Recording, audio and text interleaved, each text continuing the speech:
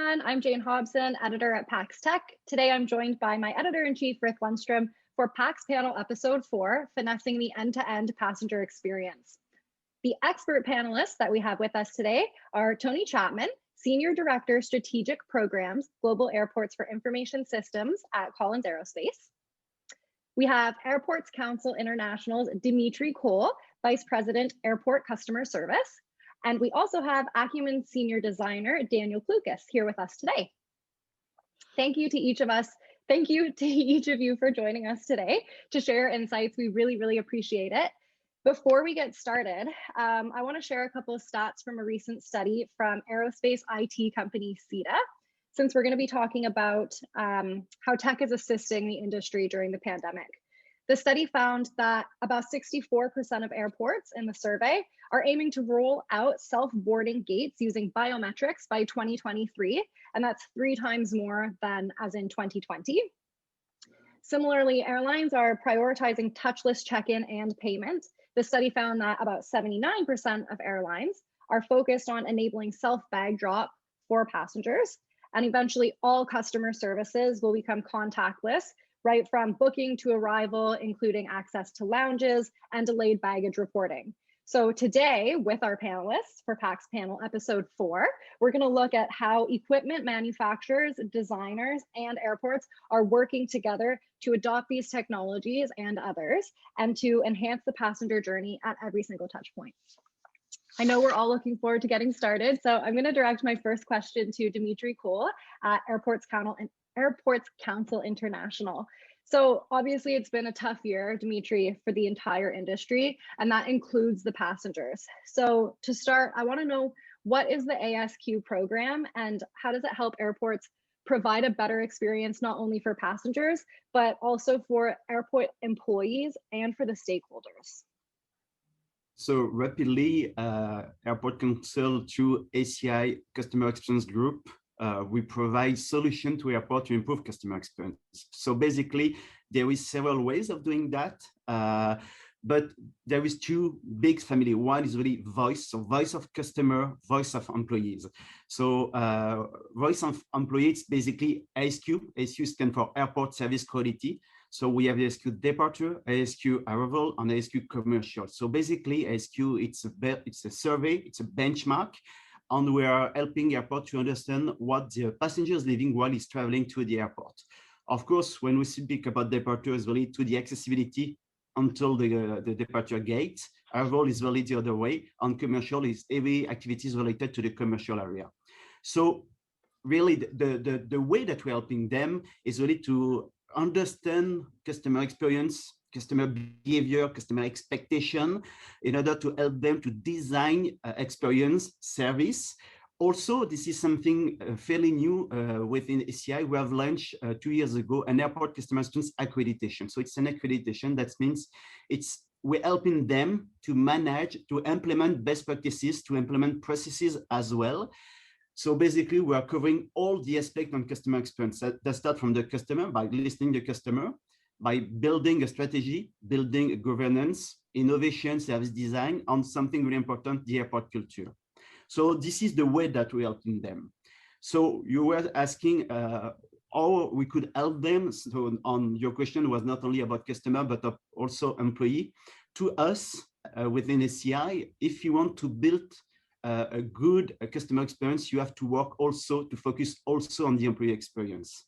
And the best way to do so is really, first thing is to understand what your employee is living, to understand their level of engagement. And engagement to me is not only the satisfaction, is really to make sure that they're happy, of course, they are working in the nice environment, they have all that you need in terms of training, communication, management support. And that was something extremely important during the pandemic, because we were really focusing on customer experience. That was really important to make sure that that's clean, that's safe, that even though there is the pandemic, that the traveler is living a nice experience and safe experience.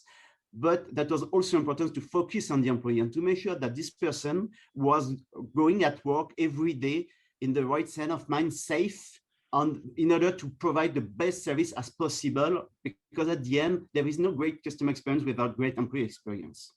So this is really the way that we think the customer experience and employee experience at ACI. Okay, fabulous. Thanks, Dimitri. Rick, I know you've got a couple questions lined up, so I'll let you take it from here. Yeah, thanks, Jane. I'll direct the first question to Tony over here. And it looks like Collins Aerospace is working on some hardware for the airports, and you rolled out a touchless solution, which was referenced earlier by Jane, and how important they're going to be to CETA and everyone. That CETA found how important they were. It's called Kiosk Connect. Could you give us some details and where it can be seen, where it's been rolled out yet at this time? Yeah, so Kiosk Connect is an application that allows you to control a kiosk with your mobile phone. So rather than having to touch the screen with your fingers, you can take control of the kiosk and do all the functions on your mobile. We've implemented it in such a way that you don't have to download an app. You take a picture of a barcode, which forms the connection to the kiosk, and then you can do the normal transactions where you'd have to touch the screen, use the touch screen through the mobile. And we have two options: one where the screen is replicated on the mobile, and another one where the mobile effectively becomes a touchpad, and you can scroll around as you would do on a touchpad on your laptop, for example. So both options are available. It's been implemented in about 5 airports at the moment, with, look at my notes, 11 in planning stage and another 4 in discussion phase.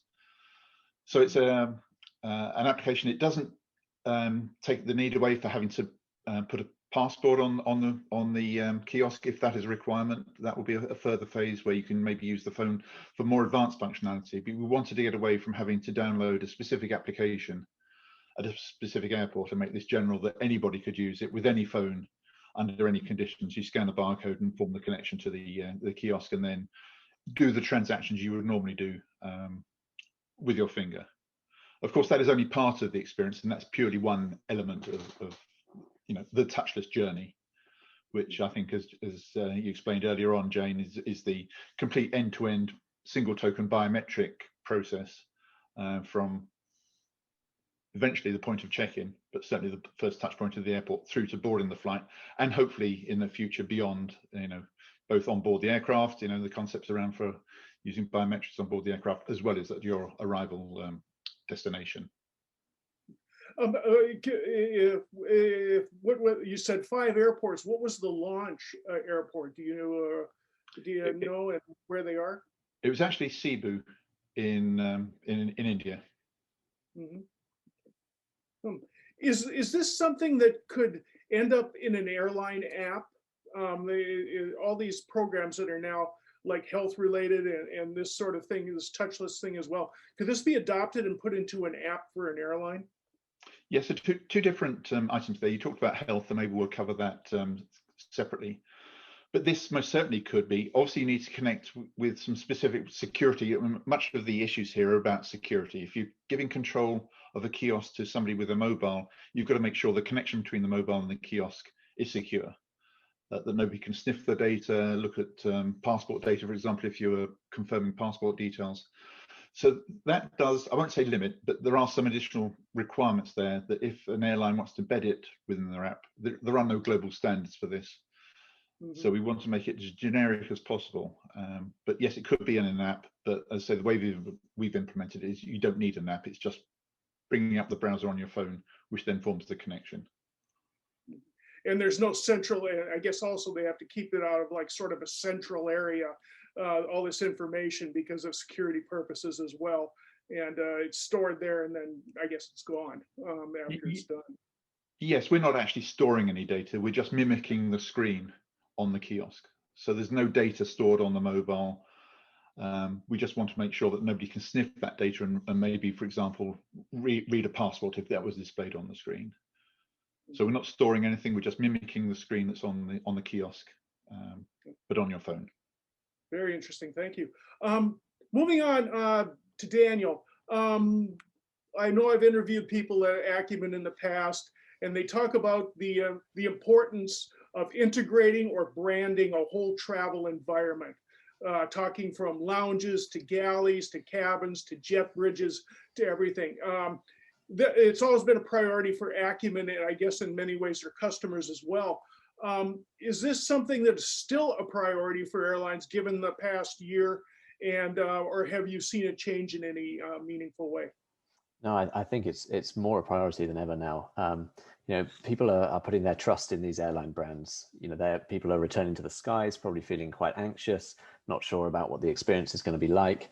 And so the more kind of touch points, the more you can see and feel that brand, and it's kind of wrapped its arms around you, as it were, throughout your entire journey. I think the more reassured, the more cared for people will feel. And so it will definitely help people return to the skies. So yeah, far from being something that's been put to the side, it's probably more important than ever. Having said that, it is fairly rare for one agency to do the entire kind of experience from booking online to lounges to the cabin, purely because the timelines often don't coordinate. They might have some new aircraft coming and we do the cabins for those, but that might not tie in exactly with the lounge. But we would therefore work very, very closely with whoever has designed the lounges or who will be designing the lounges. And so you get a lot of agency collaboration. So for example, our last project we did with ANA on their new 777s, we worked with Kengo Kuma, the Japanese architect. He had just designed their entire ground experience. So we worked very closely with him to pull those elements from the ground onto the aircraft. He talked a lot about materiality, the touch and the feel of actual objects in the lounges. And we brought that onto the aircraft.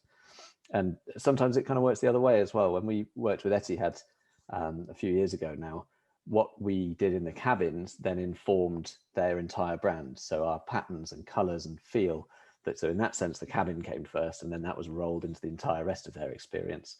So it is, like I say, it's rare that it's all given one kind of to one agency, but everybody works very collaboratively together to create this kind of seamless experience, which, as I said, nowadays I think is all the more important, so that passengers feel that connection and they don't come across things that make them feel uncomfortable or worried, because there's probably enough of that already with flying in a pandemic.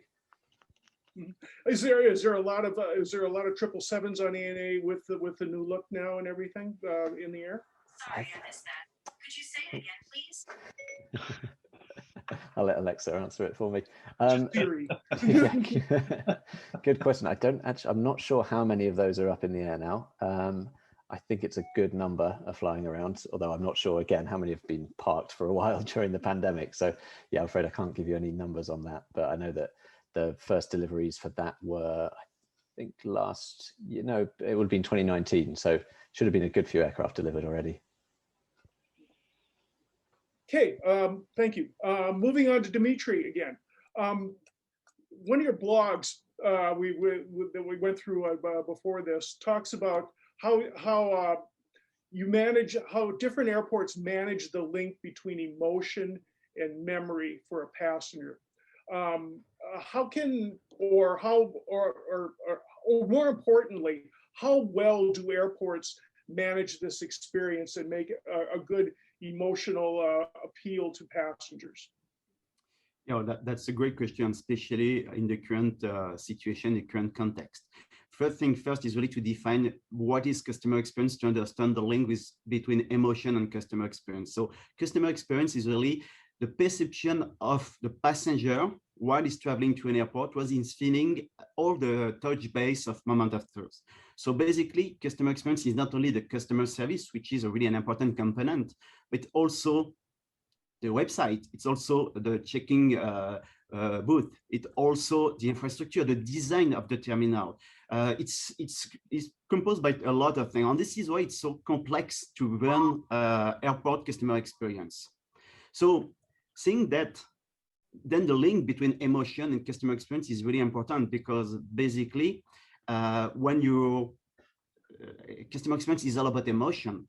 It's all about emotion, because at the end, when you're buying something, you're not buying a product anymore. You're not going to the airport just because you want to go to point A to point B. You're expecting to live an experience. And this experience is really linked to the purpose of your trip, to your personality, to what you're expecting based on the past experiences with the airport, all the experience with other industry, the context. So the current context is the pandemic, but in 10 years, that's going to be something else. Your cultural background as well, because I'm an American or North American passenger, but I do not have the same expectation than an Asian passenger or European passenger. And even in Asia and Europe, You can have some subgroups. So this is why linking emotion to customer experience, it's a complex business, but it's crucial. It's crucial because the way that your brain works is really to create link between stuff. And basically, when you're living an experience emotionally low, you're going to memorize, you're going to recall that for the future. That means that when you're going to speak about your experience within the airport, you're going to say, oh, that was a great experience. I remember perfectly this and that. So that's helping you to shape something, but also to recall something for the future. And then that's going to generate positive word of mouth. So this is why customer experience is so linked with emotion and so important for any type of business. But and this is the beauty of the ASQ, because the ASQ, it's a survey, it's a benchmark, but it's a survey covering all the touch points within the airport. And also we are running this survey in more than 400 airports. It's worldwide. So basically we have the knowledge about the cultural background. We have benchmark about each and every type of airport, size, business model, and so on. So it's really important for an airport to use the data to understand the expectation coming from this passenger, to understand what this person is going to live in some other airport, in some other culture as well. As soon as you have this information, so then you can really assess the full journey. You can really assess all the touch points of moment of truth and to see if you're doing well, if you're doing great, to understand as well each moment of truth is really important and which one is driving satisfaction. And what we are seeing, it's a concept called peak end. So basically, your overall satisfaction or overall experience is influenced, of course, by all touch points, but that's going to be mainly driven by 2 or 3 moments of truth. And usually, peak end, it's really the touch point with the most emotionally loaded or excitement loaded. And usually, basically, within the airport, the security is something really important because you're a bit stressed and all that you want is to get through that because you don't want to miss your flight, you want to have time to shop and to do a lot of things. And also the waiting area, because basically this is the last moment, the last souvenir from this airport. And then depending to your profile, there is plenty of things that you want to do. If you are a businessman, you want to work.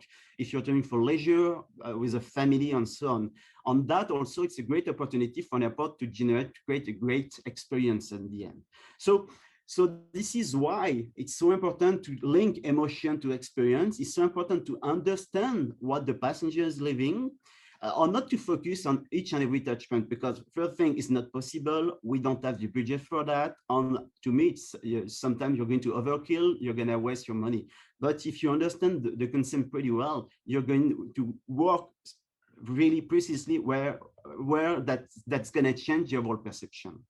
So this is the idea. On that it's the normal context, but during the COVID-19 situation, that's even more important because maybe the peak moment of truth is not anymore the security. There is other moment of truth. While the passenger is waiting in the queue, is queuing somewhere, usually what we're seeing through some surveys, it's something really stressful for him because he's quite worried to have something. So this is why in parallel to that, we are running surveys to understand the travel intention, the new customer behavior. On what we are seeing so far, the customer is really confident of all the sanitary measures implemented within the airport. Is willing to travel again because he knows that the airline, the airport is doing the right thing to take care of the situation.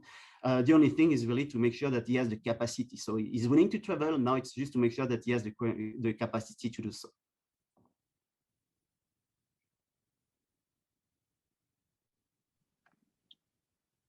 Rick, you're just on mute there. Okay, thank you.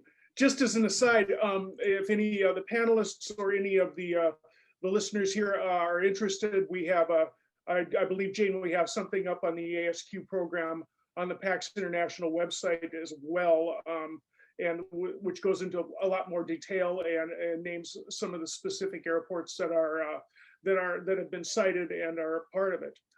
So just as an aside, moving on. Let's see, I'm moving back to Tony. Going forward, what are some of Collins's priorities and Collins's customers' priorities as they relate to passenger experience within the airport? Do you have some work in the pipeline, something else that's going to be implemented, or you're considering in research and development right now? Tony, there's a mute there for you as well. So I am. I think there's two answers to that question. One is the immediate need, and the immediate requirement is certainly for international travel. It's about proving that you've had the right or the correct medical test taken, and being able to prove that and in an immutable way. So we know that the test result is genuine, it's come from a trusted source. And I think until we get through that and getting people in the air, especially as I say for international travel, everything else is somewhat secondary to that. So we need to get the people the confidence and be able to meet the whatever the country's border requirements are and prove the testing results. Beyond that, one thing that the pandemic has done is refocus people's minds on single token contactless biometric type journeys. Although they were always in the plan and we were developing to that, and that was more about passenger convenience and passenger expectations. Now it's changed tack a little bit and it's become contactless being the prime driver for that. So there's a lot of developments in that, and it's a rapidly changing world in terms of technology and user experience in that respect. But that's where we're focusing a lot of development, is to enable that complete end-to-end journey. We can argue where end starts and where end finishes, but that total journey, certainly through the airport, being contactless without having to then exchange documents, whether it be passports, boarding passes at other touch points, and with airline handling agents, as well as those same documents being handed back to the passenger themselves, to enable that contactless, clean journey. As part of that, I think you mentioned in the opening remarks about the percentage of airports rather, that are planning to put boarding gates on it, electronic boarding gates, for example. That is true, but it's also constrained about the physical constraints of the airport. You know, not everybody has the physical space to install automated gates. So what is it we can do that improves the process, but doesn't need, you know, a 6 foot length of hardware sitting on the floor, for example, that might take up some space. You know, there's columns and all sorts of airport physical design constraints that might impact that. So it's being able to provide a flexible solution for any type of airport of any size, given its physical constraints. But I think that is the overriding, one of the overriding directions this year. And then building into that the concepts for health monitoring, if that is a requirement in some countries. Does a passenger show symptoms of having signs of an illness and therefore need further checks, in addition to having their COVID health test completed, for example? So many times we've been hearing over the last couple of months about all the technology and all the advancements and all the things that have been innovated in the last year or so, that had been in the pipeline, that have been talked about, and suddenly, you know, here they've been pressed into service because out of necessity. And now, even though it's going to be it's going to be a design challenge for airports no matter what they do, isn't it? It certainly is. And you know, some of the drivers for that is the technology was always getting cheaper anyway, and it was getting to the point where it was economic to install it in airports. The pandemic has reinforced that business demand for those types of technology, and all the while the cost is coming down, of course. Sticking on this subject, one more with another question. I'm going to direct to Daniel.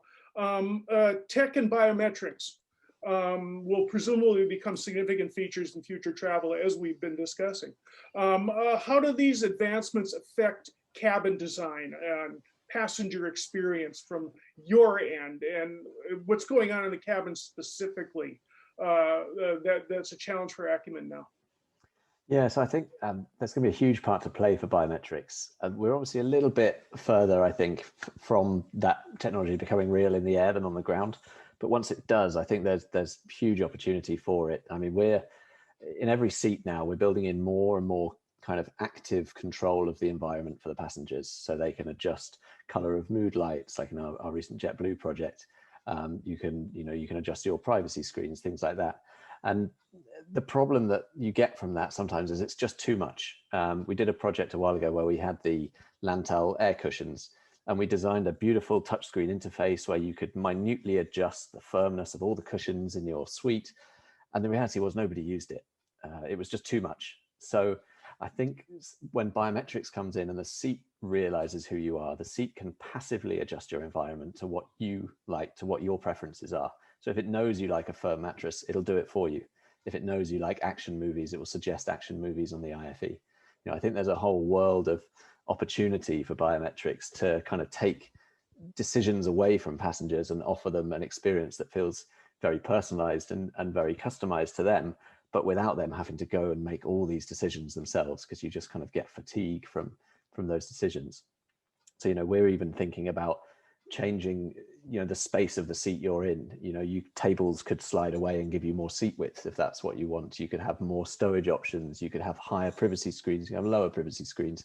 All of this could be kind of, like I say, passively adjusted through the use of biometrics and the seat intelligently knowing who you are.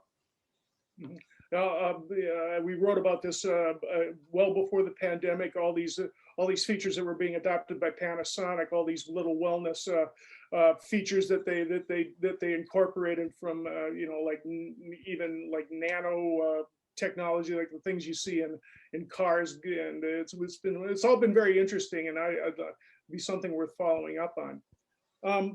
Final thing, Dimitri. You sort of touched on this in your previous in the previous question, but maybe we could just revisit it a little bit. The motion. How does, in a post-COVID airport experience, when the link between emotion and memory for passengers may be foreign to them in like an environment like this? How are passengers, I guess, affected by this whole pandemic protocols and environment? That's a good question. Even though we're seeing currently that less passengers are traveling due to the current situation and depending to the countries and everything, they still have some expectation about the situation, because basically when you're going to the grocery store and you're buying product, you're seeing the way that now you're living this new normal, new experience. So that's going to shape what they will expect from the next time they're going to travel, because basically, like I said, expectation or satisfaction with something is based on expectation on the delivery from the airport on the company. On the expectation, it's a mixture between past experiences with this airport, but also with other business. And currently, we all have, even though we are not traveling, experience with the grocery store, with the bank, so a lot of opportunities to experience the new situation, to experience also the touchless experience, because basically a lot of person have started to use and to buy products on internet and to use touchless. So because we are always speaking about the majority of people buying stuff on internet, but we still had some people less comfortable to do some digital operation, let's say, because it's not only internet, it's everything related to digital. And they were unfortunately forced by the situation to do so, but now they're getting used to it. And then next time they're going to travel within the airport. So now they think, okay, I used to do that at my grocery store, so I expect to do the same thing. I used to have the touchless experience when I was buying with my credit card or whatever card. I expect to do so. I used to do a lot of things with touchless or remotely, so now that's going to change the next experience, the next thing that's going to expect within the airport. Yes. Yes, many of things after this pandemic is over and everyone's been, and the vaccinations are done, people are just going to continue to be doing the things that they've done for the last year or so, in many ways. That's the questions that I had for me, and I'll turn this back over to Jane now, and we can wrap up here. Awesome. Thanks so much, Rick. I don't have any follow-up questions. I really appreciate the insights from all of you. So again, everybody, I'm Jane Hobson, editor at PAX Tech Magazine. I'm joined today by my editor-in-chief, Rick Lundstrom, as well as 3 fantastic panelists. We had with us today Dimitri Cole at ACI, Daniel Klukas at Acumen Design Associates, as well as Tony Chapman at Collins Aerospace. Thanks to each of you. We really, really appreciate it. Thank you. Thank you.